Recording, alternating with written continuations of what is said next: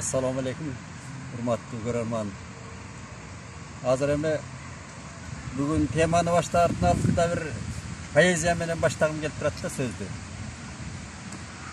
O'rus poeziyasining geniyi Pushkin'din Evgeniy Onegin degan irmidan yozilgan romanni elning bari bilib, o'shoni qirg'iz tilida iki talant ko'targan. Birinchi Halil Osmonov 50-yillar, anan keyin 70-yillardan keyin bizning ustatimiz Ernest Tursunov ko'targanda.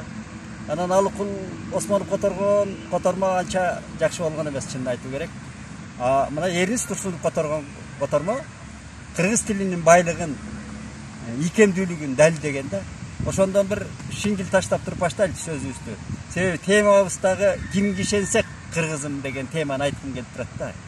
Себеби саясатчылар башканы айтат, төрөлөр башканы айтат, а жашоо образы башка болуп атпайбы биздечи.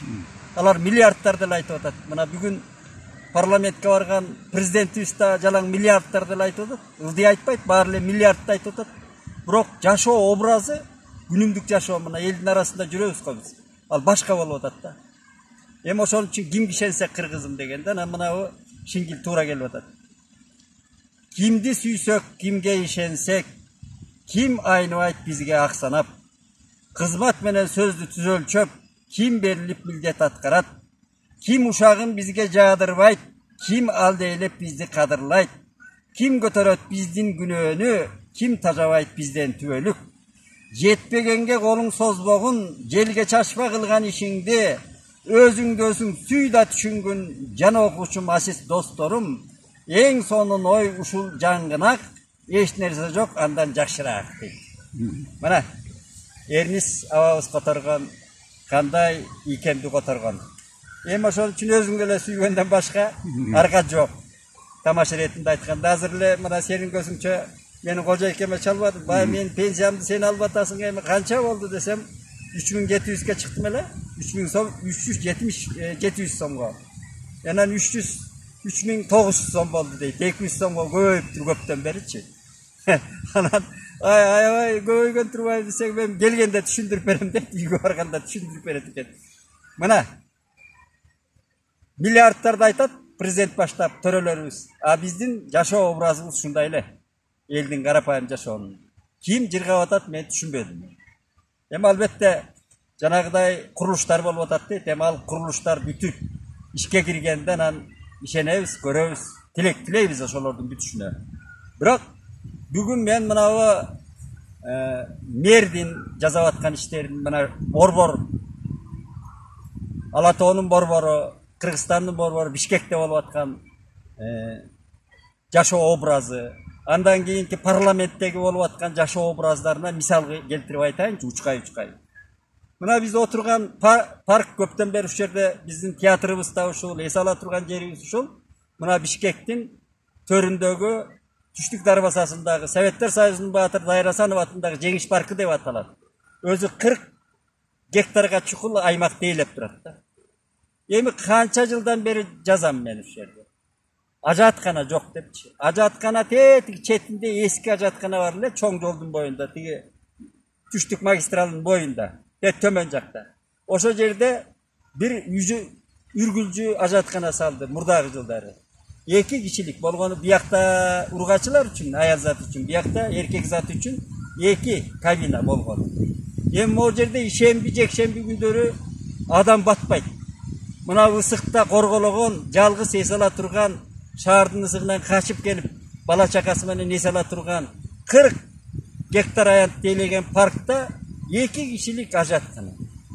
Эми бул 21-жылында ушу Кыргызстанда эле болот мындай. Дагы да борбордо болгондо да. Эми буну жапайчылык деп кезинде жазган илгери, аны канча президент алмашты, мэрлер алмашты, баягы эле турмуш образы да. Бул бир. Экинчиден ушул скамейкаларын карачы мына отургучтары. Азыр келатсам жамап, рейкалар менен жаңы жамап коюптур. Эми кыйрайып, мыйрайып бүттү. Бүгүн дүңкүлдөтүп МЧС өзгөчө абал министрлиги, мына өзгөчө министрлик. Ошол жерде мааракесин өткөрүп атат, жер тепкилеп. Жокерлерди жер тепкилеп, анча-мынча кафелдерди солкулдатып. чегарачылардын да паркы деп эсептелет бул. Эми шемби жекшемби күнү миңдеген адамдар кайда заара ушатып атканына таң каласың. Араласаң бүт баягы тырмакчанын ичинде бомба. Мына акыбалыбыз ушул. Ал мэр эмне кылып отурат? Мына Москванын мэри мен көчөдөн репортаж бергеним дайыма теле берүүдөн көрөм да. Мына зыңкыйып көчөдө басып жүрөт и репортаж берип атат. Собянин. А биздин мэр эми кайда экенин билбейм. Эмил Абдыкадыровду кээде көтөрмөлөп мактап атабыз, бирок иш результаты, жыйынтыгы жок болуп атпайбы? Мына транспортто келдик азыр Борбордон. Бери чыгып келдик. Мен ишке бардым, жумушка бир жолугушууга барып келдим. Күндүн 40 градус ысыкта болгону тирелебиз, анда-санда келген. Анан жана тыгылган таракандай маршруткалардын акыбалын карач, ичке. 21-кылымда Кыргыз Борборунун жүргөн транспорту ичинде баягы 30 жыл, 40 жыл болгон маршруткалар жанагы. Мерседес деген немистин списанияга чыккан машинелери ушу таракандай болуп жүрөт. Эми элдин убалы бул, карапайым элдин убалынан коркпойбу мырзалар? Тендер жарыялап атабыз дейт. Бүгүн деле парламенттен айтып атат жанагы лифти боюнча депутат суроо берип атат. Лифтилер 1000ден ашык лифт оңдолуш керек экен. Ошого эми тендер жарап карайбыз эле дейт. Качан карайт булар? Лифтиде кыпчылып кишилер өлүп атат. Кыйналып атат, лифт иштебей калып атат. 9 этаж, мен дагы 9 этажда 90-жылда курулган үйдө турам. Бул кыймылдап булар. Эми карыз алганда дагы билиш керек да, кандай эффективдүү карыз алыш керек. Кытайдын эле арзан бирдемелерге жармашат, шектүү фирмаларга жармашат да булар. Мына тест айтпай эле койло, бүт шектүү фирмалар менен биз өчөйүп отуруп калдык. Эми айла жок айтасың, мына автобусту алып келебиз деп, мына Өзбекстандын бир шалдыраган автобусун алып келди. Өзбек туугандар берди дейли. Кытайдын бир одноразовый сыяктуу автобустар келип атат. Сапаты начар. Илгери Союздун убагында Венгриянын Икарус деген автобустар бар эле. Ушу батыштан келчү бизге. Эң сонун автобустар эле. Азыр Венгрия менен биз жакшыбыз го. Венгрлерди мына премьер-министр биздин көчмөндөр оюндарына келген, боордошубуз экен. Ошол жактан өнтөлөп карыз сурабайбы? Карыз алдыңбы, сапаттуу ал да. Шектүү бир арзан фирмаларга жармашпай. Өзүңдүн кызыкчылыгы үчүн.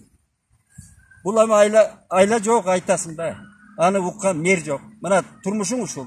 Мына Бишкектин төрүндөгү турмуш. Анан каяктагы эле миллионду, миллиардтарды айтып атат, мен түшүнбөйм да. Анан эми ошол парламенттеги талаш, баягы биз какшап келаткан тилди айталчы дагы. Кыргыз тилин кечөө жанагы Нурланбек Шакиев мырза абдан жакшы күйүп-бушуп ыйламакчы болуп айтты. Тилдин жоголуп бараткан тилдин акыбалын айтса, мен добуш берген. Ошол округтан мына 25 жылдан бери 12-кичи районда турам. Октябрь округу да бизде, райондун округу. Ошондон добуш бердим ушул балага. 1000 көздүүдөн артык акыйкатты айтат деп ушул Бекешевке добуш бердим эле. Жана Дастан деген жигитке. Ал кайра тилге каршы пикирин айтып атат. Эми расмий тилди деле унутпайлы, анан орус тилди турбайлы. Дастан иним. Сен турбайлы деп ыңгыранбашың керек. Сага мен добуш берген катары эртең сенин депутаттың чакырып алса болот экен. Мен кол топтойм азыр. 80% кыргыздар жашайт Октябрь районунда.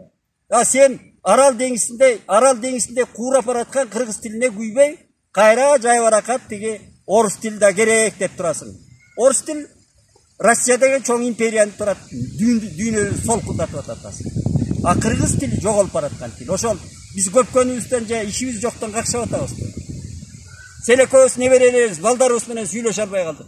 Бекешев мырза. Тилмеш менен сүйлөшөбүз биздей кыргыздар азыр неберелерибиз менен. Сен ыңгыранып атасың, а жерге жетип алып депутаттыкка.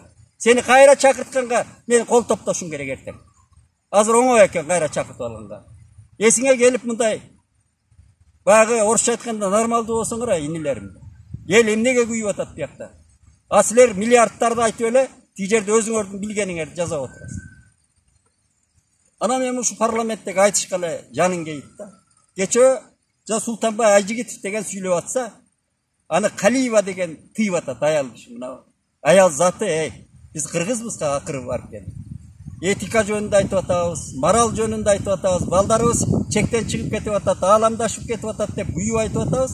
Ал эми жарым саат сүйлөп, бизди тажаттыңыз деп Калиева айланайын тиги улууд экен Султанбай Айжигитов беттен алса, көрүп отуруп биз уялдык. ошол экөөнүн айтышына. Акыры кыргыздын аял заты го бир сиңдилериңерге, кыздарыңарга кандай өрнөк калат биякта. Тим эле жарым саат сүйлөп койдуңуз, мени бул аял деп айтпаңыз, анан эмне дебеңиз деп беттен алса, баягы көчөнүн Кудай өзү кечирсин, эми бабаларынан биякта калсын, айтышты көрүп отуруп. Чачың төөл чачың тик турат. Бул биздин парламент өрнөк албай эле такыр эле чектен ашып кетти парламенттеги. Айтышты көрүп атып, эл өзү бузула турган болду биякта. Анан эми ошол парламенттеги дагы бир талаштарды таң каласында мынабу ким экен жанагы вице спикер Нурлан Сыдыгалиев деген жигит энергетика министрин коколоп атат. Энергетика министри жооп берип атат. Сиздин иниңизди иштей албай калгандан жумуштан алдык эле, ошон үчүн бизге каршы чыгып атасыз деп экөөнүн айтышы күлкү келтирет да. Эми ушул депутаттардын мен эмесине таң калам да. Булар жетип алып эле сотко айланышат өзүнөн өзү. Тиги кууратып эле министрликти иштетпей эле ошол өзүлөрүнүн кызыкчылыгы үчүн эле көрүнүп турбайбы ал жерде. Анан эми Акылбек Жапаровдун бир анын маселесин карайбыз деп аларга ийилип берген да. Мынабу кадимки Камчыбек Ташиевди бир эрдигин жакшы көрөм мен, илгерки эрдигин. Мына азыркы иштеп аткан ал өзүнчө маселе деп коем. Баягы Бакиевдин убагында бул өзгөчө кырдаал министри болгон Камчыбек Ташиев.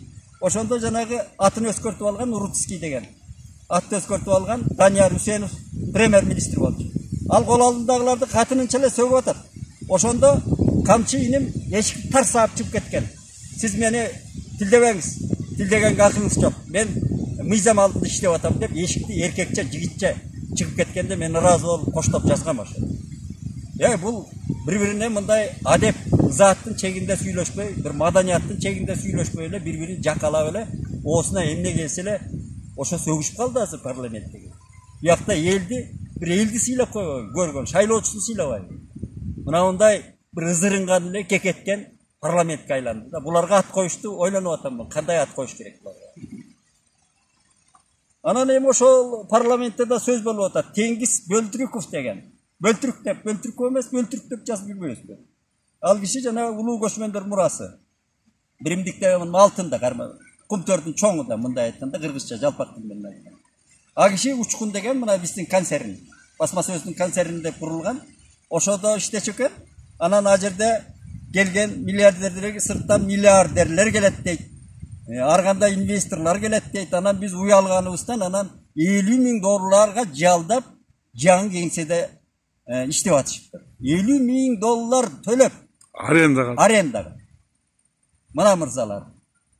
Дүйнөдөгү карызгор Кытайга болгондо да Кытайга карызгор ошол карызын төлөй албай турган шектүү өчөйгөн мамлекеттердин 5 мамлекеттин катарында турган Кыргыз мамлекетинин бүгүнкү алтын мыкчыган төрөсүнүн айтып турганы уялат экен да. Жанагы баягы менин жердешим ким айтты эле го тиги Камчыбек мырза. Мен маршруткага түшкөндөн уялам деп.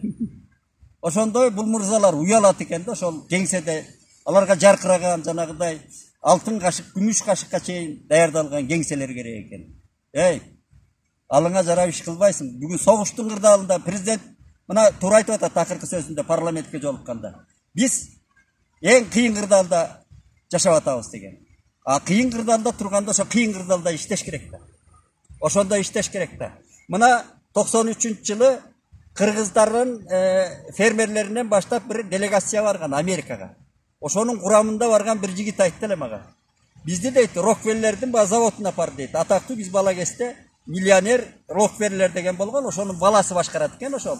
Анан бир кезде 15 эле мүнөт сүйлөшөм дептир дейт баягы миллионер. Анан заводуна барсак, кай жерде болот экен десек, ошо заводдун бир бурчунда денедей бөлмөдө экен дейт кеңсеси. 4-5 эле киши кызматкер, миллиардер Рокфеллердин кеңсеси кенедей эле бурчта экен заводдун бир бурчунда. А биздин Бөлтүрүк мырза бүгүн укмуштай анан чыдагыла дейт. 2 жылга чейин чыдагыла, биз заманбап кеңсе салып чыгып кетели дейт. Ал чөнтөгүнөн салмак белет. Ал элдин эсебинен салат да. Мына Бөлтүрүк мырзанын бүгүнкү айтып турганы. Толмопту здание? Баракелди. Mına bugün İlimler Akademiyasından başlap kangırap turat. Oşol ministrliklerin kança imaratları var. Bir iş kılgan, bir natijalı iş kılgan ministrligin olsa biz mintip oturup aytelek da. Emi ittin kara kaptalından köp imarat degen. Abi öntürük mırsa bugün salat eken. Mına bizdin ağıy göğüydü salvat çatma busup salıp. Emi al kaçan bütöt. Anın ötölüne kuday çıkarsın dep tileyli. Bırak al kaçan çıkat. Angıçak eldin turmuşum o jakalavatkan bağ. Gününkü günde bağ götörülüp atat. El çaypalı aran çıdap atat bağga. Amırzalardın tilegi жаңы salış gerek eken. Oşol el aralık janagıday gelgen meymandardan uyalıp janagıday icaralıp altın ayaktan su içiş gerek eken de bunda aytkanda. Ahval uşunday bizde.